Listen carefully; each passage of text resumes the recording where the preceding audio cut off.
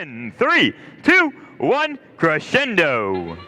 One qualification match, 28 pre-programmed for the first 15 seconds as usual. 15:01 and 51:88 are usually high performers during this time. They had to be careful not to go too far or potentially get penalty points for violating different areas of play. 15:01 staying precisely on the red side of the field. 51:88 showing their ability to adapt to different movements around the field, potentially going just a little too far. We'll have to see how those points stack up during the match.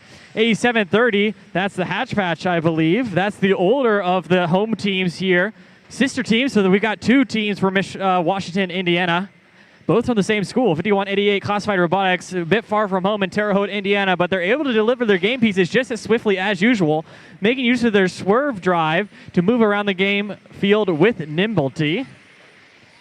2197 in contrast has the two Mecanum wheels, allowing them to deliver game pieces in a similar mechanism at cheaper costs. Just takes a little bit more advanced programming efforts on their part, but they're able to maneuver almost as swiftly. 8564, that's the Disco Ducks, I believe, got their robot Michael Quaxon, named in order to stick with their ducking theme. Their goal is to deliver game notes on their side of the field so that their potential alliance partner can pick those up and play. And remember, it's 3 high schools or community teams against 3 other teams. So not only are they competing with each other, but also working with each other. Pretty cool. About a minute remaining to match, scores 30-51. Just got jump scared by the Hatchet mascot behind me, but we're going to keep going on. Team 1501, that's Team Thrust, delivering a note into their speaker for 2 points. It is amplified, so it's actually worth 5 points. They're using that LED mechanisms to alert their drivers about the current status of their robot. Love to see LEDs out on the field.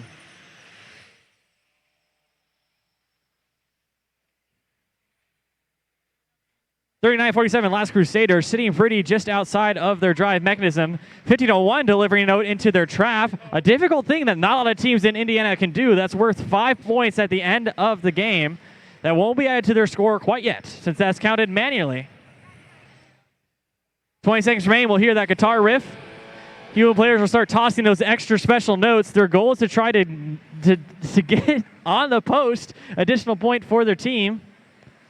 Teams now trying to get elevated off the ground. If they are up there at the end of the match, it's worth 3 points for every elevated robot.